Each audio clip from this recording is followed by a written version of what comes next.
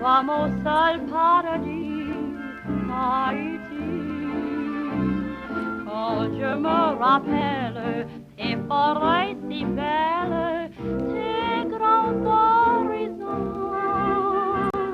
loin de tes rivages, la plus belle. Je suis né à Saint-Thomas parce que mon père ayant participé à la guerre civile de Firmin et Noir-Alexis, il a dû s'expatrier et aller à Saint-Thomas, où je suis né, le 19 janvier 1907.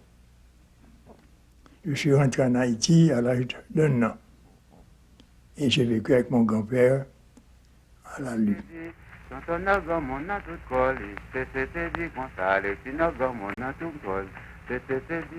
La laisser pour voir le livret. C'est dit qu'on s'attend au nogamon dans toute colis. C'est dit, Alexis nogamon dans toute colis. C'est dit, Alexis nogamon dans toute colis. La laisser pour voir le livret. Mon grand-père était un homme doux.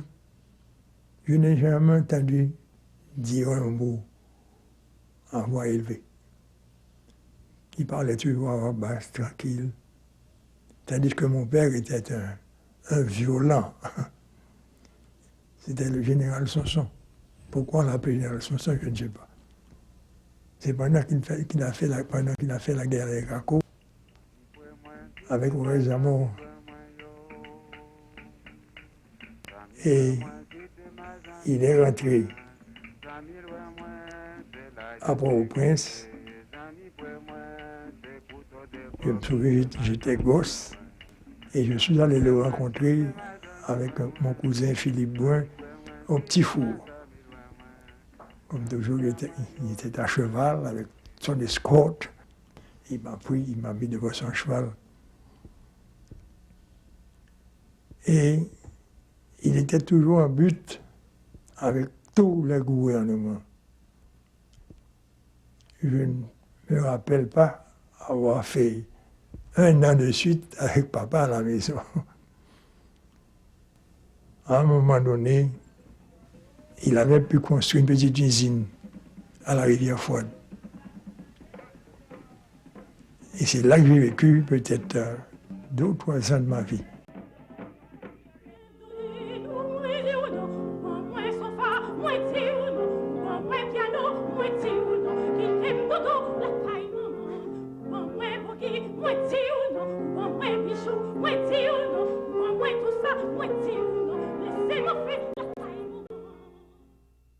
Encore à l'époque des Cacos. Et je me souviens, petit, et le soir, on entendait le cri des veilleurs. Kiwi! Kiwi! Et ça me causait une peur effroyable.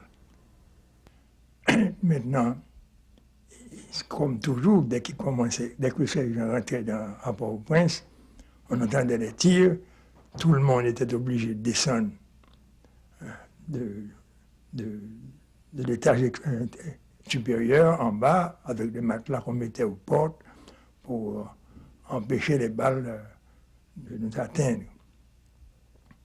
Ça, c'était l'époque de la guerre entre David Théodore et Horace Zamor. J'ai vécu l'affaire de Villemont-Guillaume. J'habitais chez ma tante, Madame Brun, à côté de la légation de France, où Villemont s'était réfugié pour se cacher.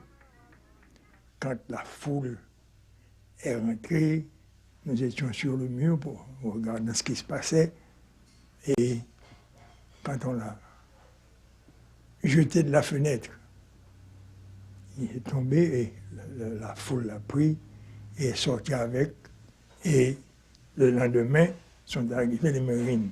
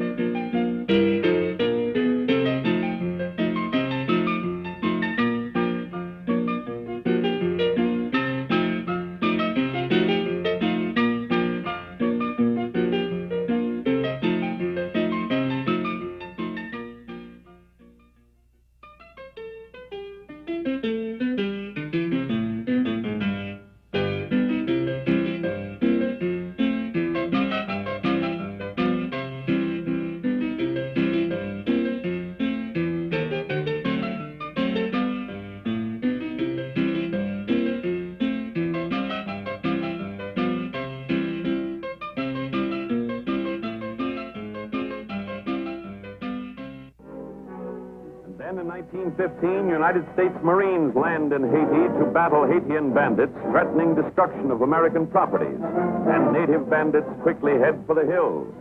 This puts immediate end to troubles in populated areas, but Marines prepare to drive into interior and rout the insurgents out.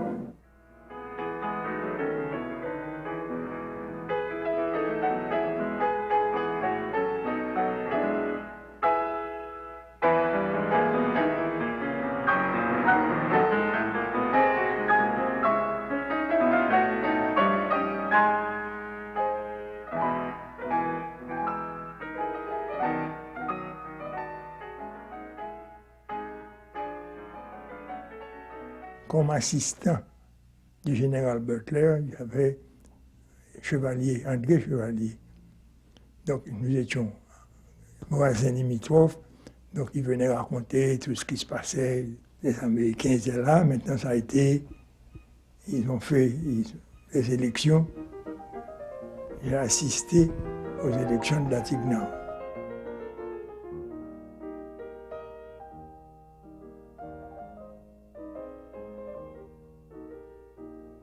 Le Champ de Mars était un vaste territoire nu. Il n'y avait pas d'arbres du tout plantés. À droite, il y avait ce qu'on appelait les tribunes en fer.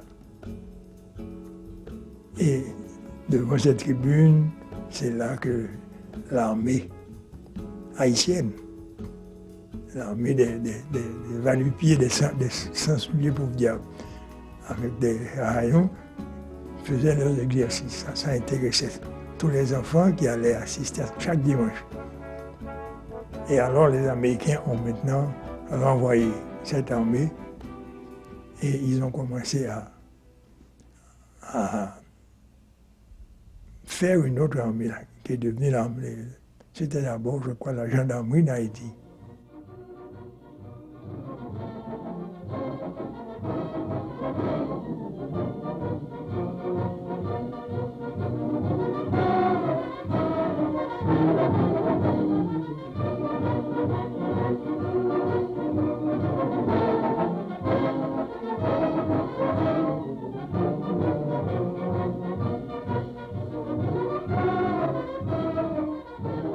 L'affaire des Cacos a commencé. Les Américains avaient entrepris de faire la route Port-au-Prince-Cap-Haïtien, qui n'existait pas. Et pour cela, ils avaient institué la corvée. Donc ils arrêtaient tout ce qui passait, ils les mettaient au travail, ils étaient obligés de travailler toute la journée et vous étiez obligés de revenir le lendemain. Et ceci, je ne peux pas l'affirmer, mais l'histoire prétend que la mère de Charlemagne Péral passait sur son âne quand elle a été aussi arrêtée et mise à la corvée. Donc c'est ce qui a déterminé Charlemagne à entreprendre sa guerre. Et la guerre a duré pas mal de temps, près de 2 ans, je crois, près de 2 ans. Et ça a été très dur pour les Américains.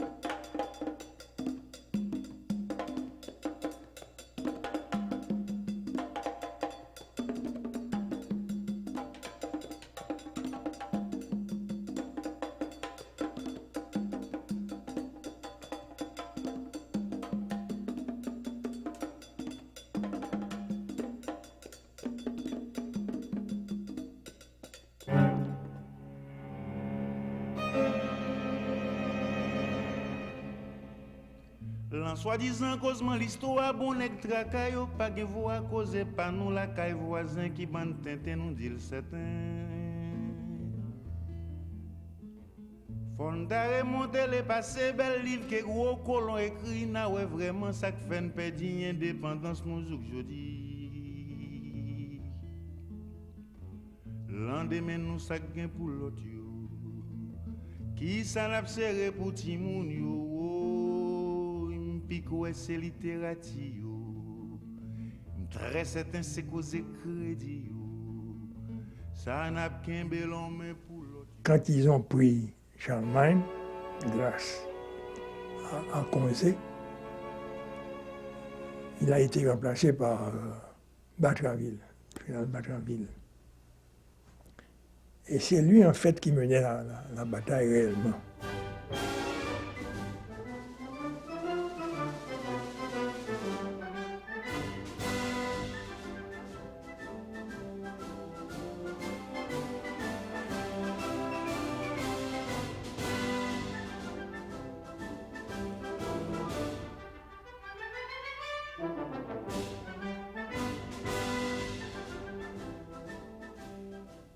Et à un moment donné, ils ont changé d'attitude.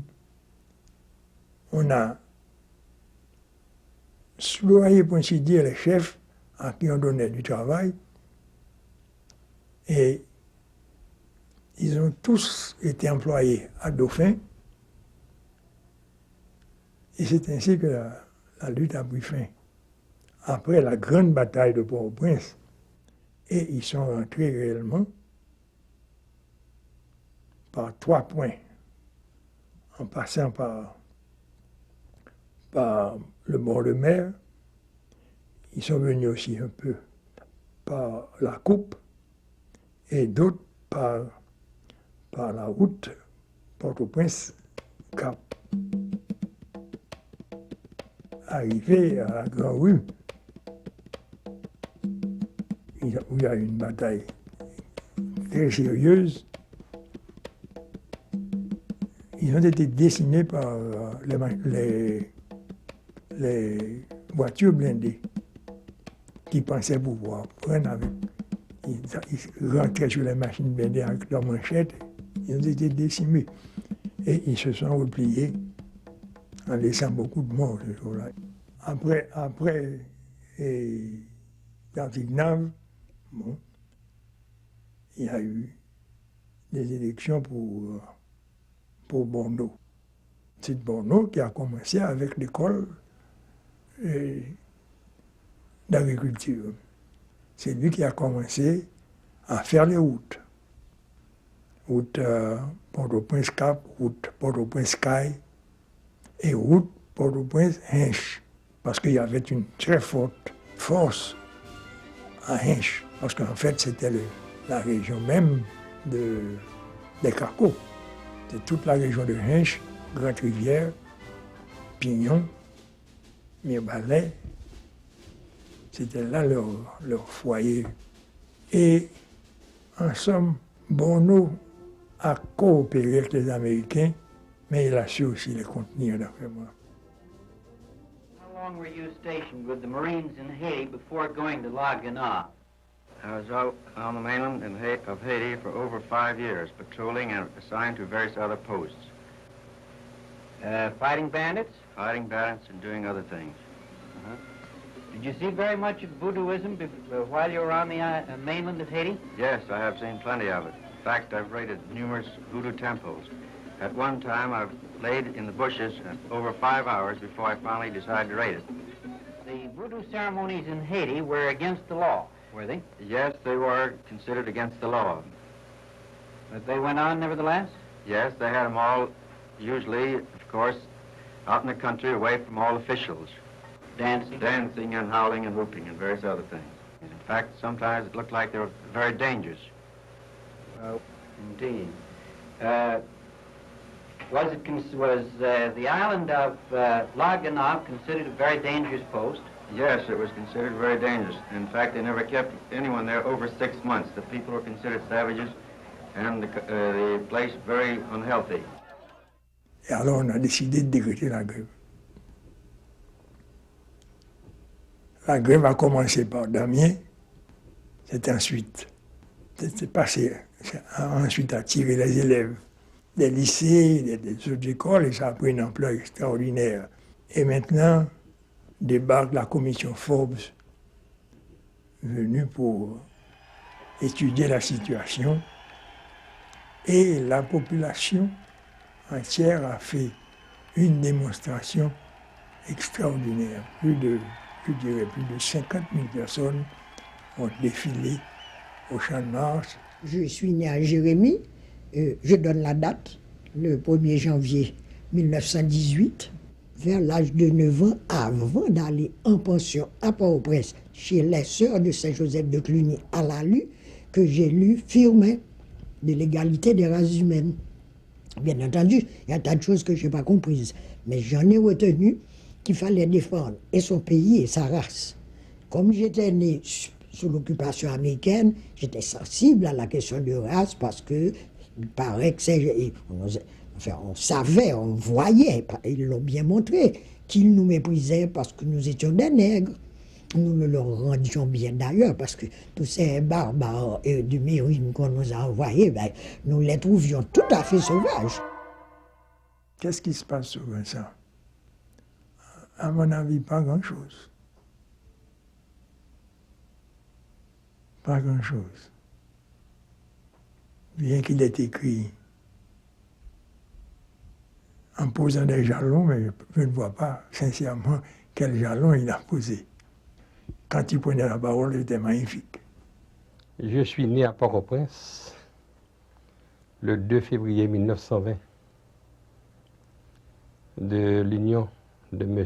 Jean-Baptiste Faro, mon père, et de ma mère Francine Fontaine. En 1934, tous les gens jubilaient lorsque les Américains ont laissé le pays. C'est pour vous dire, n'est-ce pas, comment nous avons perçu l'occupation américaine, qui pour nous était une humiliation à notre âge. C'était une humiliation pour Haïti. Dans ma conscience d'enfant, de cette tribu, les descendants de Tancred et les descendants des Mangonès, chacun dans cette tribu-là, que ce soit les Roumains, moi-même, Jacques Roumain, on était très intimes et l'existence de la plaine du cul-de-sac était une chose très chaleureuse pour moi. Et tout jeune, j'ai visité le Cap, ce qui n'était pas donné à tout le monde, parce que ma marraine était la sœur d'Oswald Durand, le premier gars qui a écrit en créole, a fait Choukoun. Et tu vois, toutes ces choses-là me donnaient un sens très profond de ce que c'est qu'un citoyen haïtien. Parmi les jeunes, Jacques était là pendant l'occupation américaine. Il a été le gars qui, le premier, tout jeune comme il l'était, la famille des Roumains avait envoyé les enfants faire leurs études en Suisse. Et Jacques allait en Suisse, et très doué, très brillant, il a appris l'allemand. Il a été en Espagne aussi, pour une raison X et Y, qui était qu'on ne parlait pas déjà avant de retourner en Haïti. Et revenu en Haïti, il était le personnage très intéressé à être national, à être convaincu qu'il fallait rejeter l'occupation américaine, et il a été parmi les premiers à faire le texte de la création d'un parti communiste haïtien.